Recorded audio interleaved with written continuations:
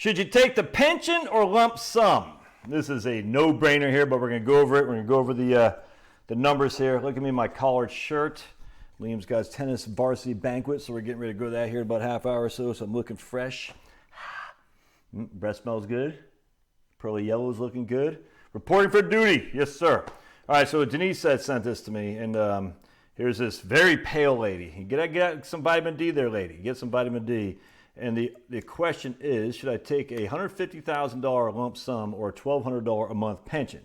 And the answer is unequivocally, we want to take the pension without question. So first thing we're going to do is we're going to draw up why that's the case. I got a little rat's nest down here. Oh boy. And so we basically do $1,200 a month times 12 equals $14,400. $150,000 lump sum. All right. So what we do is we divide this by that. So we take 150,000 divided by 14,400, or the other way around. Excuse me. It'll be the other way around. 14,400 divided by $150,000. Now, hang tight, because it's going to be a part 2 of this. That's very important for you to know how this works for future, because this is a slam dunk right now. So 14,400 divided by $150,000. It's like a 9.6% payout ratio.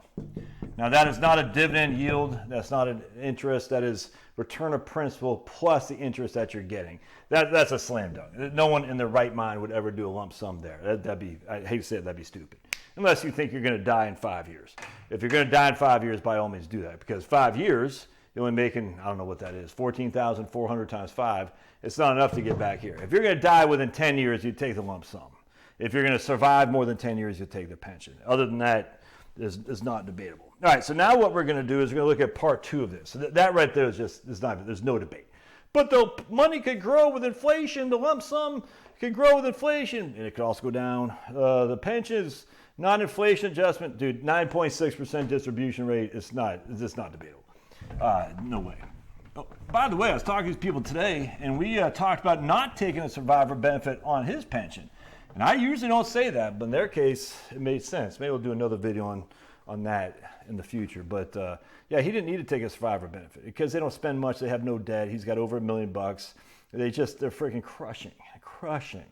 And she might get inheritance from her folks and stuff like that. So very rarely do I say don't take the survivor benefit. But in their case, not taking the survivor benefit made a big difference. Not in terms of their overall financial situation, in terms of their ability to retire, but in terms of the legacy they're leaving.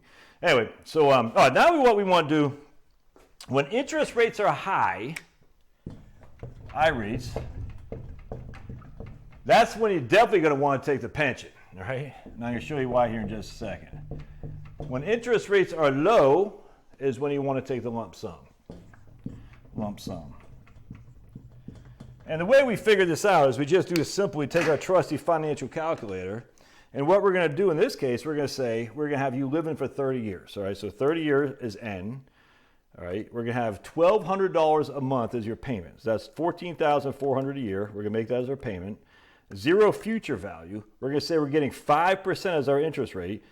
What's our present value on that? $221,000. All right, $221,000 is our present value. And you can see in this case they're only getting $150,000. So there's absolutely no way we would take the lump sum in that case. Our present value is $221,000 at a 5% interest rate, by the way. All right.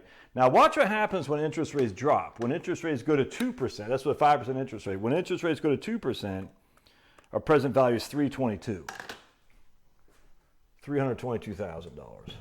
A difference of $100,000. This is with a 2% interest rate, 5% interest rate.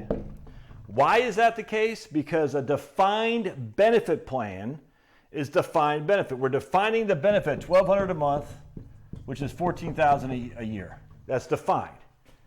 So the company who's issuing you this $14,000 a year defined benefit has to say, how much do we got to put in to generate $14,000 a year for a guy who's got a life expectancy of 30 years?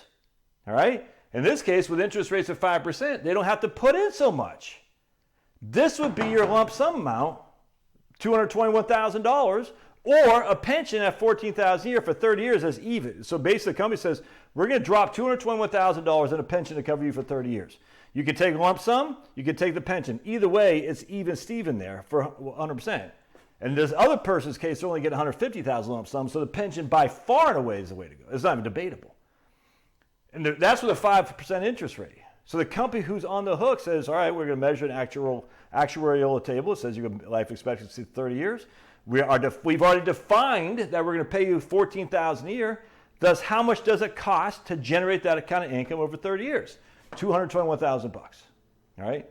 Now, if interest rates went down to 2%, everything's the same. The benefit has been defined benefit. You know exactly what your benefit is going to be when you sign on. And now the company says, how much do we got to contribute? So the risk is on the company, in this case, because interest rate is only 2%, to generate $14,000 a year at a 2% interest rate over 30 years, they need to dump in $322,000. Right? So if I'm at a 2% interest rate, I have a lump sum of $322,000, or a 5% interest rate, a lump sum of $221,000, I'm probably going to take the lump sum because that's a lot. That's $100,000 more I have access to. Again, this assumes I live 30 years, and I don't think that's, I mean, most pensions will have different actuarial tables, but that's what I'm just trying to show you here. The actuarial tables are based on your life expectancy and based on, in terms of how much the lump sum is going to be, and based on the interest rate. And it's also based on the defined benefit. The defined benefit, we're defining a benefit of $14,000 a year. No muss, no fuss, no impact. No muss, no fuss, no impact, just raw emotion. What is that song, man? I can't. No muss, no fuss, no impact. We're the last resort. I can't remember. It's a British oi band. No muss, no fuss, just pure impact. That's what it was. So we're defining no muss, no fuss, $14,000 a year. You know, as an employee, you're getting that amount every year, $14,000, not going up, not going down. The company doesn't know what they got to put in to fund that. 401ks are defined contribution. The company's defining a contribution they're going to put in, 5% of your salary each and every year, but we have no clue what the amount will be at the end of your working career. No clue what that lump sum will be. That's the difference. So right now is without question the best time to take a pension because the interest rates are so high relative to where they were just 2 years ago. I mean, people who are turning away from a pension in this day and age, and if you have access to it, you are cuckoo for Cocoa Puffs. Right. Love your thoughts. God bless. We'll see you. I'm off to a banquet with my, look at this, dude. I mean, look at your old buddy Josh. Look how I should go back. I should wear my monkey suit again. Look at Josh. Look at this. Got the collar back there. I'm not sure what kind of shirt that is. I've had this shirt for many, many moons. It still fits pretty well. Actually, my pants are a little bit, they're kind of falling off a little bit because I've lost some weight. I'm looking good. Will the ladies like me at the banquet? The only lady that cares is my wife, and she'll be with me. All right, God bless. We'll see you.